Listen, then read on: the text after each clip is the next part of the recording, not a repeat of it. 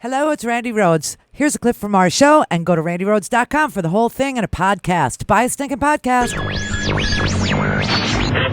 Mary had a little man.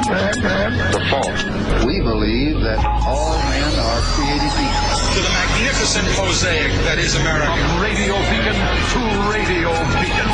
I have a dream today. Change has come to America. Believe me. Knock, knock. Who's there? It's a figment of your imagination. Randi Rhodes Show. Turn up your mind.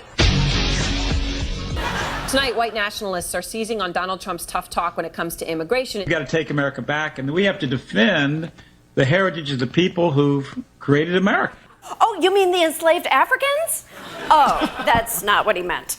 How did America's wall-building, Muslim-banning birther-in-chief become the darling of the racist fringe? It's a mystery to everyone whose name is Donald Trump. Are you racist? I am the least racist person that you have ever met. I am the least racist person you've ever met. I am the least racist person. The least racist person. The least racist person. So many of my friends who are black, they say, you are the least racist person. Oh, is that your black friend there? The one you called a thug and threw out of your rally this weekend because you assumed he was a protester? Oh, they must be escorting him to a private blacks-only meeting with Trump about how not racist he is. Now, obviously, Trump did not invent racism. If he had, it would have gone bankrupt years ago.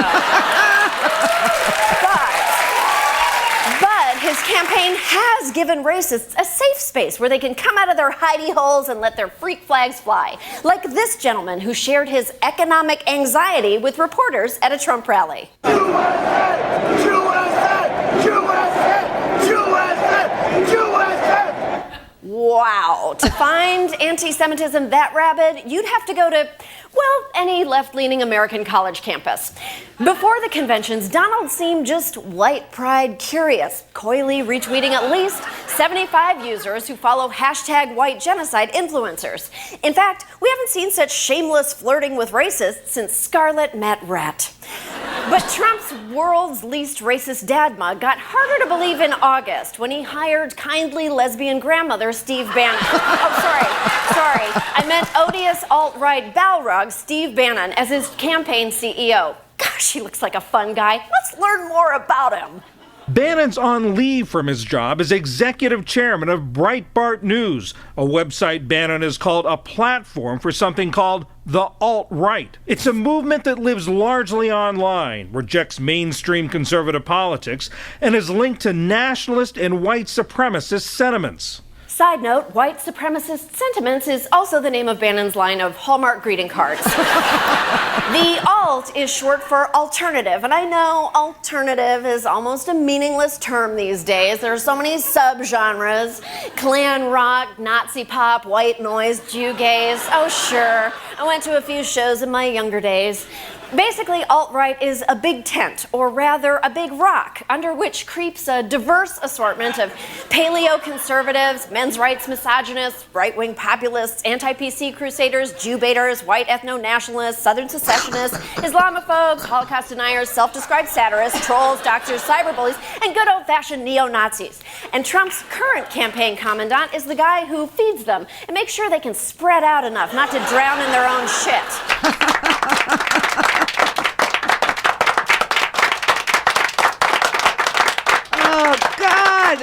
God, what has this man wrought upon us? Oh, it's just an amazing thing. Did you see that USA guy? Did you see him? USA. His name's George Lindell. He has a Facebook page. Apparently, he's gone viral twice. This is not the first time that he has gone viral. He has gone viral one time before. How do you go viral 2 times in your life? I guess you're a virus, is what it is. Which is like eating my face right now. Don't go there. Okay, so George Lindell went viral once because he apparently was driving his car and crashed it into a phone pole and then abandoned his car and he flipped his car over. I don't know. He had this flip over. He got out of the car. Then the car rolled away and hit I don't know. And that video of him went viral. And then he went to a Trump rally in a Hillary for Prison t-shirt and started screaming at the media pen, Jew-SA, Jew-SA, Jew-SA. And then when he was questioned about it, why was he yelling at the media pen, Jew-SA? He said, I wasn't saying Jew-SA. He said, I'm around Mexican people all the time. I speak Spanish a lot. That's just the way I said it. Now, only a real, true, devoted bigot tries to cover up anti-Semitism by blaming a crude ethnic accent.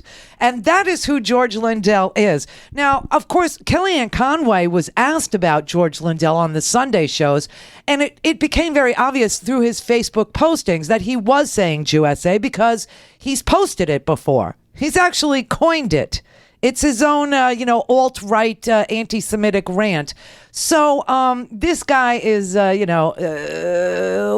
But here, I'll show you the video, and you could tell me whether or not he's saying Jew-SA or not. Okay, let's just try this here. USA! USA! USA! USA! USA! What about the Jews, okay? Yeah! USA! I think so. Yeah, I think he was saying USA. I believe that's what he was saying. And then he actually looked at the media pen and he said, you got a lot of Jews in there. So yeah, I don't think that was a Spanish Frito Bandito moment. I just don't find that was true. Now, this guy is just a very tip of the iceberg kind of guy. Just a little heads up about what really does go on in the Trump, realm of, white supremacy, because there's a robocall that's gone out there.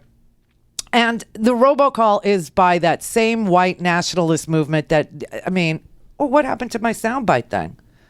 Oh, no. Oh. It didn't come back after it restarted? All right, let me just restart it. Not now. Racks. Untitled. That's the one I want. Let's see. Wait, hang on. Oh, never mind. Pepe! Oh, Pepe! I'm being influenced by the alt-right. They've hacked my computer. Okay. We have gremlins in the computers. There are gremlins in the computer today. I had, you come in here, you come in early and you set everything up, right? And then it stays that way normally. And then all of a sudden today, like right before the show, blue screen, big blue screen. Your computer just crashed and you need to back up and blow up. But see, I'm not doing the phishing thing. I'm not giving anybody passwords, which is apparently what's been going on with these damn emails. And so just to get to those emails real quick, gotta say there is an investigation into Paul Manafort. There is. It's a real one. The FBI is now. It's just right now at a cursory stage, and I'm sure that they're looking at everything that he did with regard to Yanukovych, the pro-Russian Ukrainian dictator who was ousted and fled to Putin's Russia. I'm sure they're looking at everybody that surrounds the Donald. I'm sure they're looking at it because Hillary is giving that information out in a stump speech. So can't just be me yesterday breaking the news to you, and it was interesting yesterday because I was freaking right. And right. And now all of a sudden, last night, she's stumping in Cincinnati, Ohio, and she brings it up too. Hillary brings it. Now, I just got to say, the only people who are I think the worst dressed people in politics, and I mean in this order, have got to be me, Samantha Bee, and then right at the top, it's got to be Madam President. It's got to be Hillary Clinton. Look at this outfit. I mean, it's like creepy clown territory, isn't it? It's just like very, very bizarre, this outfit. Okay, but here's her stump speech from last night. I'll just play a little bit of it. I have a whole event here, but here's just a little bit of her rally last night in Cincinnati. But I did occasionally get a chance to, ask people to take a look at my 30 years of public service, my plans for our country, what Tim Kaine and I have said we want to do, and then weigh that against my opponent, what he's done and said. Now, I am running against someone who says he doesn't understand why we can't use nuclear weapons. He actually said, then why are we making them? He wants more countries to have nuclear weapons. He's mentioned Japan, South Korea, even Saudi Arabia. Now, if you are hoping that he might surround himself with good people who would stop his crazy ideas, remember this. When he was asked who he consults with on foreign policy, Donald Trump said he didn't need to consult because, and I quote, I have a very good brain. He said he knows more about ISIS than our generals do. No, Donald, you don't. And of course, the people that Donald Trump has around him include two men whose activities are also reportedly being investigated because of their ties to Russia, Vladimir Putin, and their allies. So in these last days, let's not get distracted from the real choice in this election. Donald Trump has proven himself to be temperamentally unfit and totally unqualified to be president and commander-in-chief. So, aside from the outfit, I was shocked. I got to tell you, I was shocked because yesterday, Friday, I said I thought I had this somewhat, my brain wrapped around it. By Monday, looking at all the testimony that was taken when Comey testified in the House, I kind of understood what was going on. I think, and I told you this yesterday, that Comey did what he did because Comey needs credibility, like an awesome, awesome level of credibility. I am not going to trash James Comey. I can't do it. I don't find any reason, for putting out this email the 3-paragraph email, other than he needs to be so super nonpartisan, so apolitical, so trustworthy that right before the election, he puts out an email saying, okay, the New York Bureau of the FBI, they've got Anthony Weiner's, they've got his computer. Now, you talk about wanting to bleach yourself. I mean, come on. You touch that computer, you're going to, oof. So, yeah, you want to boil your body. But anyway, they're going through that mess. And so, among the dick pics, they're claiming that metadata, links Huma Abedin's emails to Anthony Weiner's computer. They probably share a Yahoo account at home. Do you know what I'm saying? Like we do here, like everything that ends in a certain suffix here. Everybody's got their prefix, and that's their own personal email. And I don't get Captain Leary's email, and Captain Leary doesn't get mine. But if you search that suffix.com, then you would be able to see the metadata that shows that my email, his email, anybody else that works here's email goes to. See, this is how, I always stayed off of company email servers because I knew that they could see not your actual email, but the metadata. They could tell if you were getting an inquiry from another company about your services, right? And so you steered clear, which is why I have a private server. I do. I absolutely. Here we go. Oh no, I have a private server, and it's not in my basement because I live in Florida. We don't have a basement, so it's right there in my office. But okay. So anyway, yesterday I was saying to you that I had put together all these news articles that happened. Paul Manafort only left the Trump campaign in August. Seems like forever because Trump does so many, yelling, screaming, white supremacist meetings every single day. And, people try to keep up with all of this crap that's going on. And they forget that, that yesterday was just yesterday and August was only a month ago. 2 months ago, 60 days ago. And Manafort was working in that campaign until 60 days ago. And that's when he hired Kelly Conway, who, by the way, needs to read the paper today because Donald Trump isn't paying another pollster almost $1 million because he didn't like the results he was getting from the polls. So he stiffed the pollster. And now that's another lawsuit that Donald Trump is going to have. Here, this one is in the Washington Post. Donald Trump's hiring of pollster Tony Fabrizio in May was viewed as a sign that the real estate mogul was finally bringing seasoned operatives into his insurgent operation. But the Republican presidential nominee appears to have taken issue with some of the services provided by the veteran GOP strategist who advised candidates from 1996 GOP nominee Bob Dole to Florida Governor Rick Scott. The Trump campaign's latest Federal Election Commission report shows that it is disputing $767,000 that Fabrizio's firm says it's still owed for polling. Kellyanne, you better check your inbox. You better check your bank account and make sure that he's paid you the $600,000 plus that he owes you.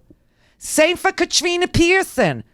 Same for all the surrogates. Make sure you're getting freaking paid, because I got a funny feeling none of you are, except for Corey Lewandowski, who was being paid while he was working for CNN by Trump, which is just so bizarre. You can't not say it.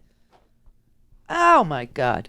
So anyway, remember Manafort was working for the Trump campaign until 60 days ago. And now, yes, it's true that the FBI, although they will not comment on the extent of this FBI investigation, it's a preliminary investigation into Paul Manafort. Surely to God, it was started because Paul Manafort neglected to register as a foreign agent while lobbying on behalf of the Ukrainian dictator Viktor Yanukovych, which I think I was the only one who pointed out to you in the media way back then. Because I know the rules for lobbying. And if you're a foreign lobbyist, you have to register. And you have to account for every nickel and every dime that you get from the foreign government. He did none of that. So there is where I believe the preliminary investigation started, and we'll see where it goes. All right, so you got that. That's a matter of national security, okay? Then you've got a veteran spy inside the intelligence community who says that, yes, he has communicated to other members in the national security community, and it has become clear that there are ties between Donald Trump and Russian banks. There's a special server set up, or was set up, where the Russian bank was contacting Donald Trump, but only during business hours. And Donald Trump said, oh no, it was for advertising?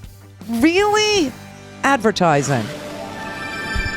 Clear for takeoff. Randi Rhodes Air Force. RandiRhodes.com.